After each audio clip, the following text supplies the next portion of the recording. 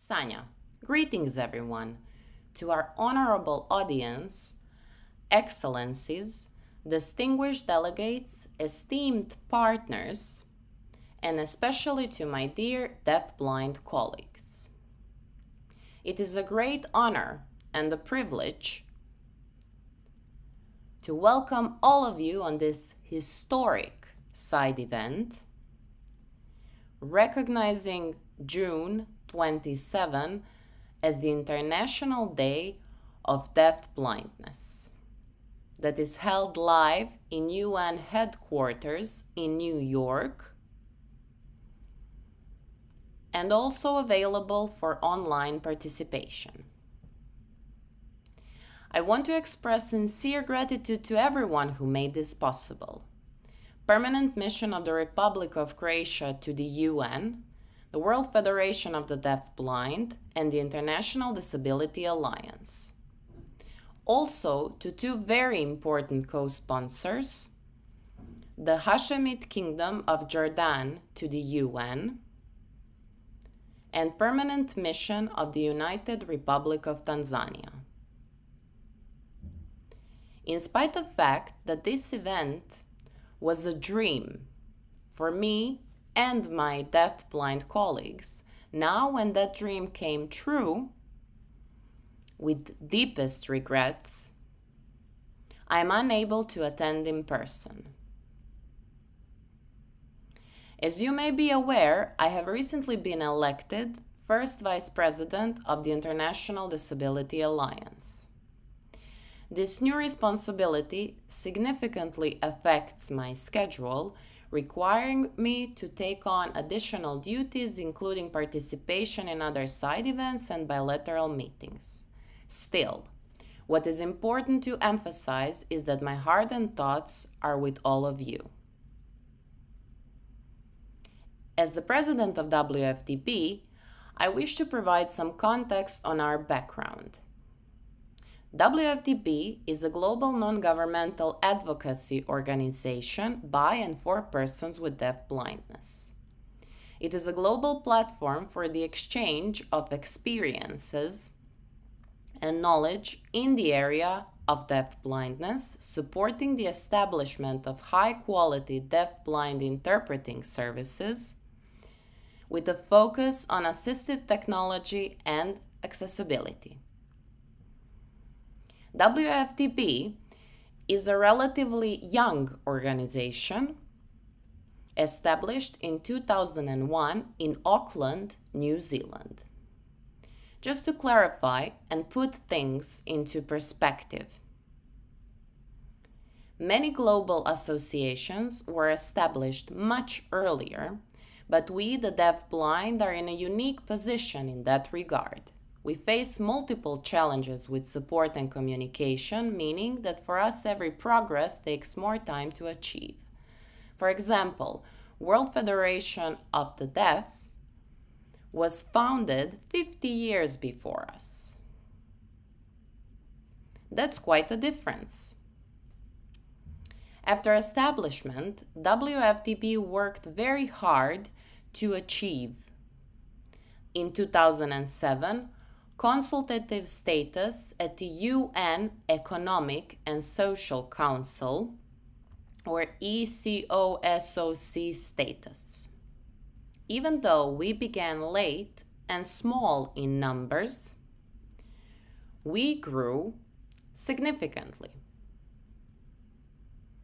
Today, WFDB includes 74 member organizations and individual members from 67 different countries across all regions of the world. Our work keeps on progressing and developing, and as of last year, we have established a youth committee and opened a call for women's committee too.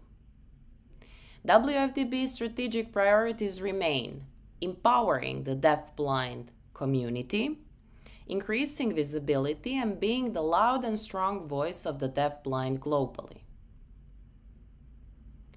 Why is it important and significant to recognize June 27 as the International Day of Deafblindness. It is of utter importance because it is a day not randomly selected. It is a special day as it marks the birthday of Helen Keller,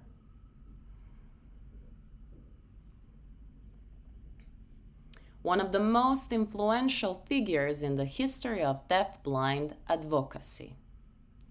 Her legacy represents resilience, education, and human rights globally, and all that being deafblind herself. We want to proceed with the efforts for which she set the path, and this recognition would be a milestone in that direction. WFDB reports, especially the one from 2018, highlighted that persons with deafblindness are often not legally recognized as a distinct disability group. This leads to many issues: lack of access to interpretation services, lack of communication and access to information. Establishing an International Day of Deafblindness encourages member states to take concrete steps toward recognition of deafblindness as a unique disability. This initiative aligns with the CRPD, Article 9 on accessibility, Article 24 on education, and Article 29 on participation in political and public life.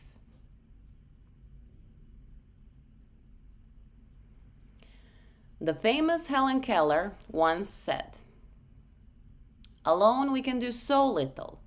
Together we can do so much." That's exactly the reason why we need member states, UN agencies, diverse OPDs, NGOs, and partners. We need all of you. Collaboration is the key word. This initiative is not only about recognizing the rights of the deafblind community, not just another UN day for the calendar.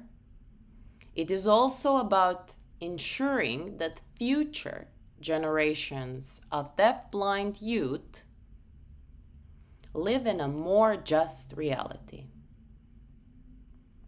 I want to remind you that there are already several official UN days.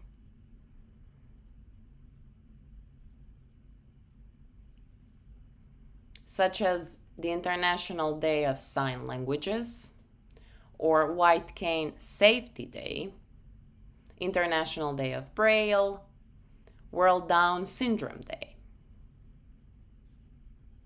Yet for us, the deafblind, as one of the most vulnerable disability groups, there is still no official day. And that is why we need your support. Almost exactly 100 years ago, Helen Keller called upon the Alliance International to be the Knights of the Light in the crusade against darkness.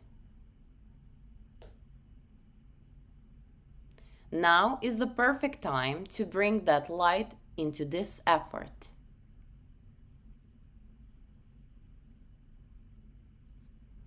And to end with another thought from Helen Keller,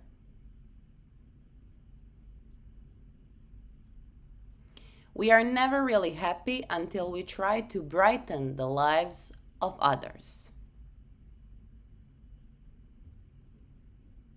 Thank you all.